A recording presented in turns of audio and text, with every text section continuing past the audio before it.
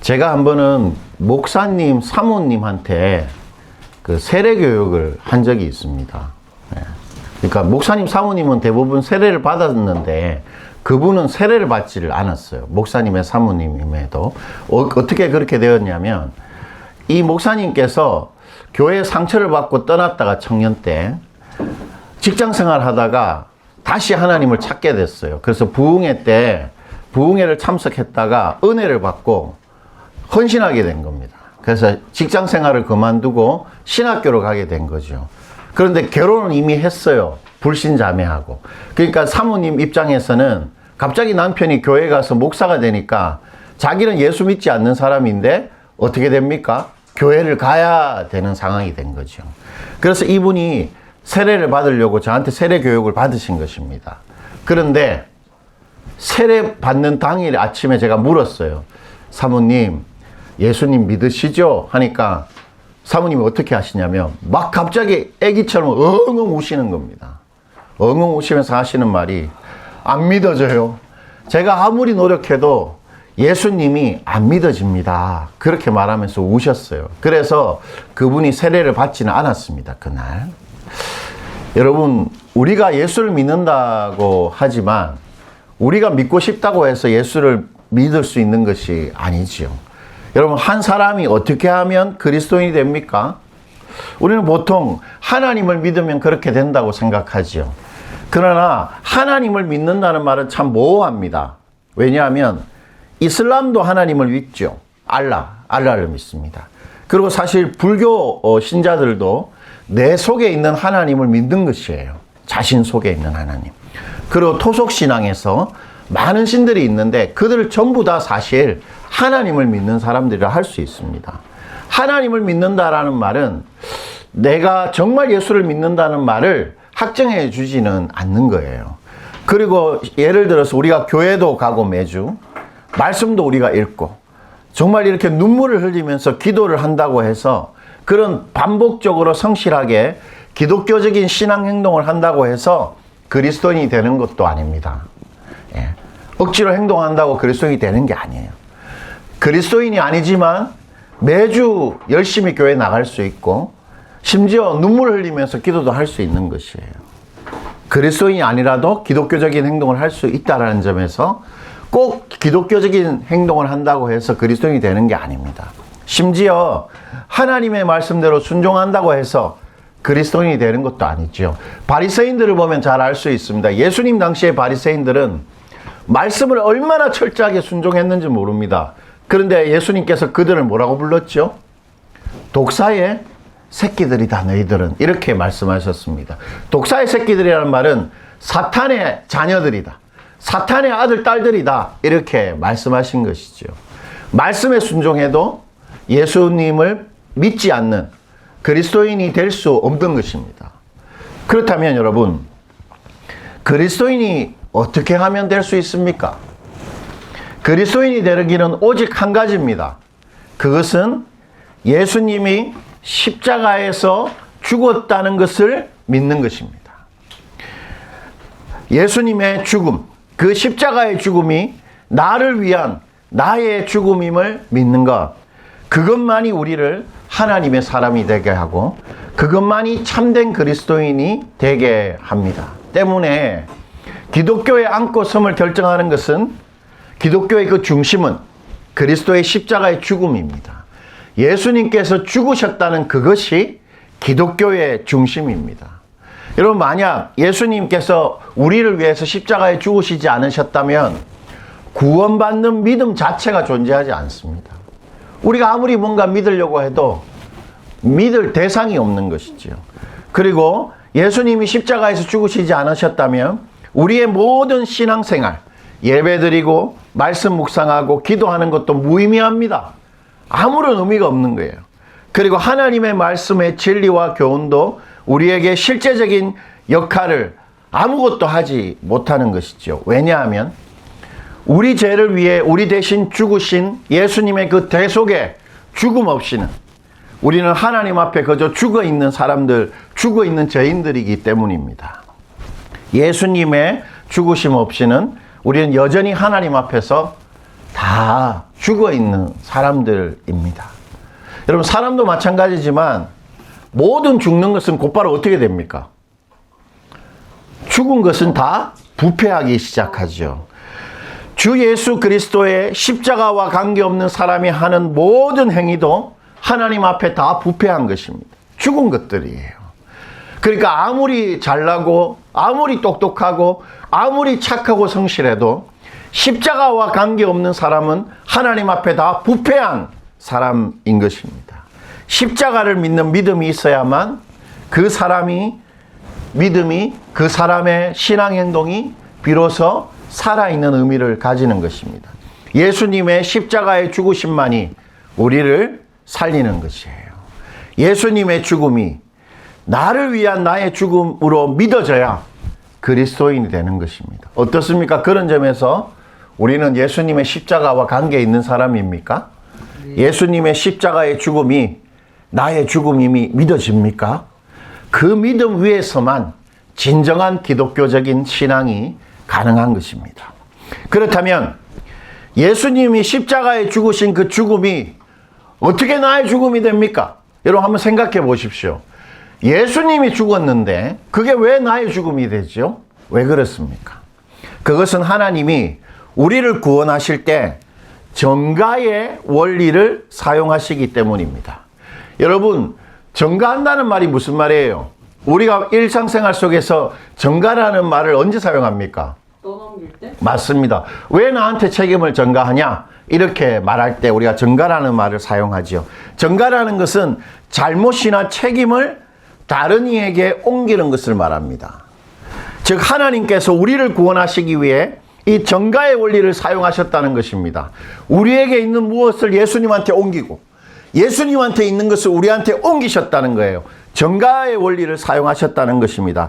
즉 하나님이 예수님을 죽이심을 통해 우리의 죄와 잘못에 대한 책임을 예수님한테 옮긴 것입니다. 그 책임이 뭡니까? 죽는 것입니다. 죄에 대한 책임, 내가 죽어야 되는데 예수님이 죽는 것으로 우리의 책임을 예수님한테 전가시킨 것이에요. 그리고 십자가에 대한 우리의 믿음을 통해서 예수님의 무죄하심, 그리고 예수님의 하나님의 아들 되심을 우리에게로 옮기셨다는 것입니다. 그래서 우리가 죄인임에도 불구하고 우리 죄가 사하여지고 우리가 죄인임에도 불구하고 우리가 하나님의 자녀가 될 수 있었던 것이죠. 예수님의 무죄하심, 예수님의 아들 되심을 우리한테 전가시키신 것입니다. 우리의 죄를 예수님에게 전가시키고 예수님의 의를 우리에게 전가시킨 것이지요. 교환하신 것입니다. 바로 이 전가의 원리를 통해 예수님의 죽음을 우리의 죽음이 되게 하시고 하나님이 우리를 죄에서 살리시고 당신의 아들, 딸 삼으신 것이지요. 그런데 질문할 수 있습니다. 이런 정가의 원리를 사용하는 것은 잘못된 것인 거죠. 그렇지 않습니까? 정가의 원리를 사용한다는 것은 비윤리적인 것입니다. 예를 들어 누군가가 나한테 책임을 전가한다. 그러면 안 되는 것이죠. 그 사람이 책임져야 될 것을 왜 나한테 전가합니까? 우리의 잘못을 예수님이 책임진다는 것은 비윤리적입니다. 왜냐하면 나의 죄는 반드시 내가 책임져야 하기 때문입니다. 그런데 하나님은 어떻게 우리의 죄를 우리가 아니라 예수님이 책임지게 했을까요? 하나님은 어떻게 그게 가능했을까요, 여러분? 그것은 하나님이 우리와 예수님을 동일시 하셨기 때문입니다. 여러분, 동일시 한다는 게 뭡니까? 그 사람과 나를 어떻게 생각하는 거죠? 동일하게 생각하는 것입니다. 우리가 동일시를 하는 사람들이 누굽니까? 우리의 자녀들입니다. 자녀들. 저는 이렇게 제가 제주도 시내 나가서 우리 아이들이 다녔던 중학교를 지날 때마다 마음이 너무 미안한 거예요. 아빠 때문에 친구들하고 헤어져 가지고 서울에서 제주도 와서 친구도 낯설고 그런 환경 속에 아이들을 있게 했다는 게 너무 마음이 미안하고 마음이 싸해집니다. 그런 동일시, 나와 그 사람을 같이 여기는 동일시, 바로 하나님께서 나와 예수님을 동일하게 똑같이 생각하셨다는 것입니다. 그래서 나를 살리기 위해 기꺼이 당신의 아들 예수를 십자가에 내어줄 수 있었던 것입니다. 우리와 예수님을 동일시하셨기 때문에 우리의 죄를 예수님한테 옮기고 전가시킬 수가 있었던 것입니다. 그래서 우리가 예수님의 죽으심을 나의 죽음으로 믿을 때 예수님과 우리가 바로 뭐가 됩니까? 한 몸, 동일시 되는 것입니다. 한 몸으로 동일시 되는데 요한복음 6장 56절 한번 보시지요. 요한복음 6장 56절 우리 다 같이 한번 읽어볼게요. 정말 이 금같이 반짝반짝 빛나는 구절인데요. 우리 한번 읽어봅시다. 내 살을 먹고 내 피를 마시는 자는 내 안에 거하고 나도 그 안에 거하나니. 여러분, 살을 먹는다, 피를 마신다.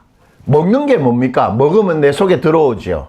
그래서 내 피가 되고 내 몸이 되고 나의 것이 됩니다. 예수님의 살을 내가 먹는다, 예수님의 피를 먹는다는 상징적인 표현이죠. 근데 이 표현을 옛날에 초대 한국의 기독교가 전파될 때 처음에 그리스도인들은 사람의 살을 먹고 사람의 피를 먹는다, 인육을 먹는다, 이런 식으로 생각을 했었습니다. 여러분, 이것은 상징적인 표현인데 뭘 상징합니까? 예수님의 살을 먹고 예수님의 피를 마시는 것. 죽음과 살을 함께 나눈다? 예수님이 십자가에서 살이 찢기시고 피를 흘리신 그 죽음을 어떻게 한다는 것이죠? 내가 먹는다. 즉 나의 죽음으로 받아들인다는 것입니다. 즉 예수님의 십자가의 죽음을 나의 죽음으로 믿을 때 나에게 어떤 일이 일어납니까? 예수님이 나 안에 거하시고 내가 예수님 안에 거하는 동일시, 한 몸이 되는 일이 일어나는 것입니다. 전가의 원리가 가능한 이유가 바로 이 하나님의 동일시, 하나님이 예수와 나를 동일시하시기 때문입니다. 그리고 바로 이 하나님의 동일시의 원리가 오늘 다니엘의 기도에 이게 녹아져 있는 진리입니다. 다니엘의 이 회개의 기도에는 바로 이 동일시의 원리가 녹아져 있는데요. 오늘 다니엘은 기도를 통해 자신의 죄의 문제를 다루지 않습니까? 두 가지 방식으로 다니엘은 죄를 다루는데 우리 그 두 가지를 오늘 배우게 될 것입니다. 첫 번째, 다니엘은 자신의 죄의 문제를 공동체적인 관점에서 다루기 시작합니다.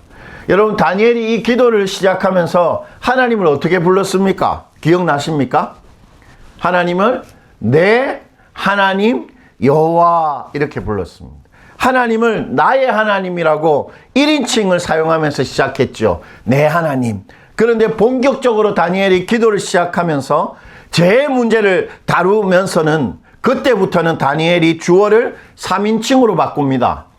어떻게 했다는 거죠? 나에서 어떤 단어로 바꿨습니까?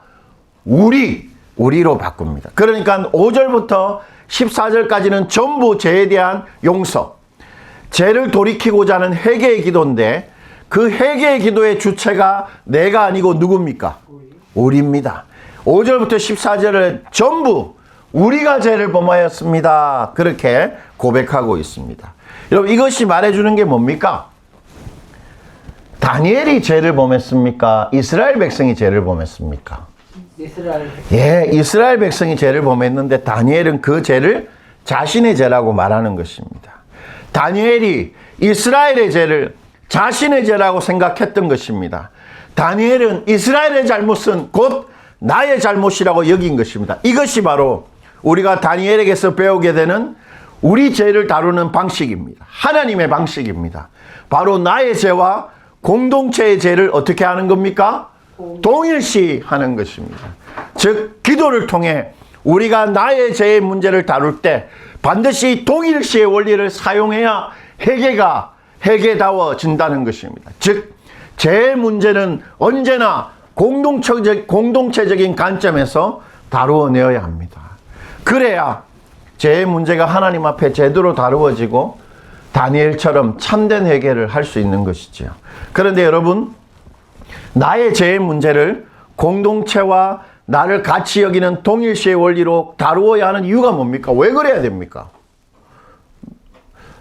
예를 들어서 최근에 유명한 목사님이 교회에 은퇴하면서 자기 아들을 위해서, 자기 아들도 목사인데 자기 아들 개척장을 위해서 교회 40억을 요구했습니다. 그러다가 교회가 반대하니까 결국 어떤 식으로 돈을 받아냈냐면 자기가 은퇴하고 10년 동안 받을 월급을 한꺼번에 받는 조건으로, 그리고 사모님에 대한 위로금도 4억을 받는 조건으로 10억을 받아낸 것입니다. 그 웃긴 것이죠. 왜냐하면 은퇴한 사람이 언제 죽을지 모르는데 10년 동안 살아있다는 보장도 없는데 80이 넘으신 분이 90까지 살 모양입니다. 그걸 다 계산해서 10억을 받아냈습니다. 그런 걸 보고 얼마나 마음이 한심합니까? 그런데 그분의 죄가 곧 나의 죄라는 것입니다. 어떻게 그렇게 할 수 있죠? 그것은 하나님이 나와 나의 공동체를 동일시 하시기 때문입니다. 하나님이 나와 이 한국교회를 동일시 하시기 때문입니다. 그래서 나의 죄가 공동체의 죄가 되는 것이지요. 10절인데요. 우리 오늘 본문 10절 한번 읽어보시겠습니다. 우리 하나님 여호와의 목소리를 듣지 아니하며 여호와께서 그 종 선지자에게 부탁하여 우리 앞에 세우신 율법을 행하지 아니하였음이니이다. 하나님이 우리 앞에 뭘 세우셨습니까? 보니까 우리가 읽었잖아요. 우리 앞에 뭘 세웠죠? 예, 율법을 세우셨습니다. 율법을 세웠다는 게 무슨 표현이지요? 율법을 딱 세워놓고 우리 전부를 하나님의 사람들이 되게 하셨다는 것입니다. 즉 율법이 뭡니까? 언약이죠. 언약. 언약의 말씀을 통해서 우리 모두를 하나님의 나라의 백성으로 삼으셨다라는 말입니다. 그리고 언약 공동체의 특징은 서로가 하나님의 율법, 하나님의 언약으로 인해 유기적으로 연결된 운명 공동체라는 특징을 가지는 것입니다. 우리 모두 다 예수 믿는 그 순간에 운명 공동체가 된 것이죠. 즉 그 사람이 하나님의 공동체에 속했다면 하나님이 그 사람과 그 사람의 공동체를 언제나 동일시 하신다는 것입니다. 다시 말해 한 명의 그리스도인의 죄는 반드시 그가 속한 공동체의 죄이고 공동체의 죄는 반드시 한 사람 그리스도인의 죄입니다. 운명 공동체가 된 것입니다. 작게는 우리 더함교회, 여러분들이 일상 속에서 죄를 범하면 더함교회가 죄를 범한 것입니다. 크게는 한국교회, 우리가 그렇게 동일시를 사용해야 하는 것입니다. 그래서 하나님께서 아간 한 사람의 죄를 이스라엘 전체의 죄로 여기시는 것인데요. 여호수아 7장 1절 우리 한번 읽어볼게요. 여호수아 7장 1절입니다. 이스라엘 자손들이 온전히 바친 물건으로 말미암아 범죄하였으니 유다 지파 세라의 증손 삽디의 손자 갈미의 아들 아간이 온전히 바친 물건을 가졌음이라 여호와께서 이스라엘 자손들에게 진노하시니라. 여기 온전히 바친 물건을 가졌다라는 말은 무슨 표현이냐면, 여러분 이스라엘 백성들이 요단강을 건너서 가나안 땅을 정복하기 시작할 때 첫 번째 싸웠던 나라가 어디입니까? 그 유명한 여리고성입니다. 여리고성. 하나님께서 여리고성을 무너뜨리실 때 이렇게 말합니다. 너희가 7바퀴를 돌면 이 여리고성이 무너질 것인데 그때 안에 들어가서 어린아이도 다 죽여라. 그리고 그곳에 있는 모든 것을 다 불태워라. 어떤 것이든 너희가 가지면 안 된다. 바쳐야 한다. 하나님께 이렇게 말한 것입니다. 근데 이 아간이라는 사람이 어떻게 했냐면 딱 한 사람이 하나님의 말씀을 어겼는데 보니까 금과 은이 있는 거예요. 그리고 뭐가 있었냐면 그 당시에 유행하는 옷, 시날산에 아름다운 외투가 있었던 것입니다. 그걸 딱 숨긴 것이에요. 그래서 하나님께서 뭐라고 하시냐면 너희들이 죄를 범했다 이렇게 말합니다. 아간 한 사람이 죄를 범했는데 이스라엘 자손 전체에게 하나님 진노하신 것입니다. 즉 하나님이 아간과 이스라엘 전체를 동일시하신 것이죠. 왜냐하면 아간과 이스라엘 백성은 언약 공동체이기 때문입니다. 이처럼 하나님이 공동체와 한 사람 그리스도인을 동일시하시는 것은 오늘날은 더 긴밀하고 더 유기적입니다. 왜냐하면 예수님이 우리를 위해 죽으셨기 때문이죠. 고린도전서 10장 18절과 16절과 17절이 그것을 이렇게 말하는데 우리 이것도 한번 읽어보죠. 우리가 축복하는 바 축복의 자는 그리스도의 피에 참여함이 아니며 우리가 떼는 떡은 그리스도의 몸에 참여함이 아니냐. 떡이 하나요, 많은 우리가 한 몸이니 이는 우리가 다 한 떡에 참여함이라. 우리가 조금 전에 예수님의 몸을 먹고 피를 마신다고 표현했잖아요. 오늘 본문에는 그것을 어떻게 바꾸어 표현합니까? 우리가 예수님의 몸에 뭐 한다? 참여한다. 그리고 예수님의 피에 어떻게 우리가 한다? 참여한다. 이렇게 표현합니다. 예수님의 피에, 예수님의 몸에 우리가 참여한다는 것은 예수님의 죽으심을 나의 죽음으로 믿는다는 것이죠. 예수님의 죽음을 나의 죽음으로 믿는다면 아까 전에 말한 것처럼 우리가 어떻게 됩니까? 예수와 한 몸이 될 뿐만 아니라 예수 믿는 자들과도 어떻게 되죠? 한 몸이 됩니다. 우리가 한 몸이니 그렇게 말합니다. 즉 예수를 믿으면 누구나 예수의 공동체와 반드시 동일시 됩니다. 때문에 여러분 우리는 어떻게 해야 됩니까? 우리 교회 공동체의 잘못, 그것을 보면서 아이고 목사가 어떻게 저럴 수가 있나 이렇게 하지 말고, 그것이 나의 영성에, 나의 삶에 결정적인 영향을 미치는 줄 알고 마치 내가 범한 죄처럼, 다니엘처럼 하나님 앞에 자복해야 합니다. 왜냐하면 공동체의 죄는, 더함교회의 죄는, 우리 조국교회의 죄는 반드시 나에게 영향을 미치게 되어 있기 때문이죠. 왜요? 한 몸이기 때문입니다. 그리고 나의 개인적인 죄는 어떨까요? 큰 책임감을 가져야 됩니다. 나의 개인적인 죄는 나의 개인으로 끝나지 않습니다. 반드시 나와 연결된 한 몸인 교회 공동체에 나의 개인적인 죄가 영향을 미치게 되어 있는 줄 알고 큰 책임감으로 통회하고 돌이켜야 하는 것입니다. 나의 개인적인 죄는 반드시 공동체에 영향을 미치게 되어 있는 것이죠. 우리가 그렇게 우리 죄를 공동체적인 관점으로 다루어야만 하나님 앞에서 나의 죄가 제대로 다루어지는 것입니다. 다니엘이 자신의 죄의 문제를 다루는 두 번째 방식, 우리 이거 살펴보고 설교를 마무리하겠는데요. 다니엘은 자신의 모든 죄를 전부 하나님과의 관계로 풀어갑니다. 하나님과의 관계의 문제로 풀어가고 있는데요. 여러분 아까 읽으면서 여러분이 발견하실 수도 있는데 7절과 8절과 9절과 그리고 11절 모두 다니엘이 계속 반복해서 하는 표현이 있습니다. 반복해서 하는 표현. 그게 뭐죠? 우리가 뭐 했다는 겁니까? 죽게 범죄했다는 것입니다. 그 당연한 표현이죠. 우리가 죽게 범죄했다는 것입니다. 이런 뜻입니다. 이스라엘 백성들이 참으로 다양한 방식으로 죄를 범했습니다. 여러 모양으로 악을 행했습니다. 그런데 그 모든 것이 전부 하나님께만 죄를 범한 것입니다.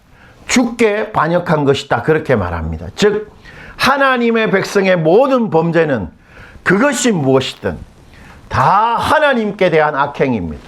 주님 앞에 범죄한 것이에요. 다시 말해서 하나님이 우리의 어떤 죄라도 우리가 범한 모든 죄를 단 하나 예외 없이 전부 당신께 범죄한 것으로 동일시 하신다는 것입니다. 그러니까 예를 들어서 이런 거죠.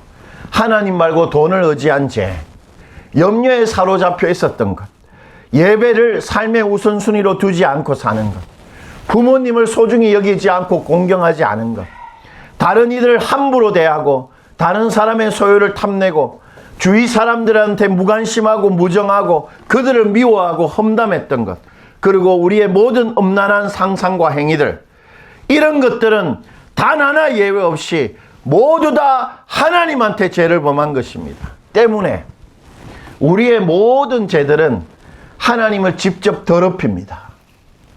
하나님과 상관없는 죄는 단 하나도 없습니다. 우리가 만약 누군가에게 화를 내었다면 하나님한테 화를 내는 것입니다. 우리가 누군가한테 욕을 했다면 하나님한테 침을 뱉는 거와 똑같이 하나님이 생각하신다는 것입니다.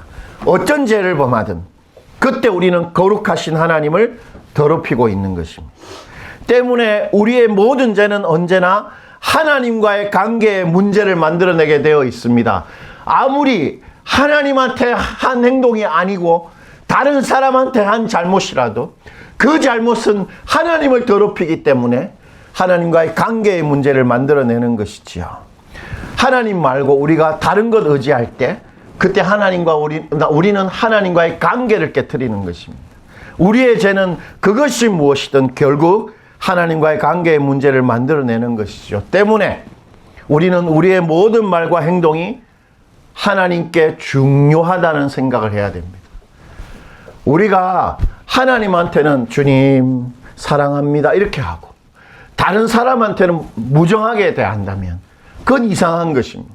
다른 사람한테 무정하게 대한 것이 곧 하나님을 무정하게 대한 것인 줄 알고 우리의 말과 행동이 하나님께 소중한 의미가 있는 줄 알고 회개해야 하는 것입니다.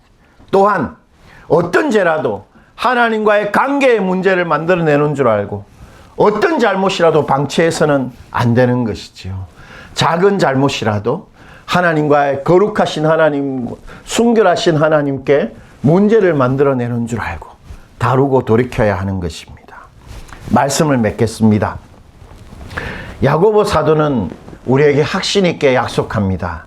야고보 5장 16절에 이런 약속을 하는데요. 우리 이거 읽고 우리 마무리합시다. 의인의 간구는 역사하는 힘이 큼이니라. 여러분 누가 기도하면 역사하는 힘이 큽니까? 역사라는 게 뭡니까? 활동하다 이런 뜻인데 누가 활동하는 거죠? 하나님이 활동하십니다. 의인이 기도하면 하나님이 움직이십니다. 의인이 간구하면 하나님이 일어서서 어떤 일을 반드시 행하신다는 것입니다. 의인이 누굽니까? 성결한 사람입니다. 의인은 하나님과 바른 관계를 맺는 하나님 앞에 아무 문제가 없는 성결한 사람입니다. 매일 자신의 더러워진 발, 죄를 다루는 성결한 사람의 기도는 반드시 하나님을 어떻게 해요? 움직이게 만드는 것입니다. 한번 상상해 보십시오. 우리가 기도하니까 우주를 만드신 그 하나님이 움직이신다.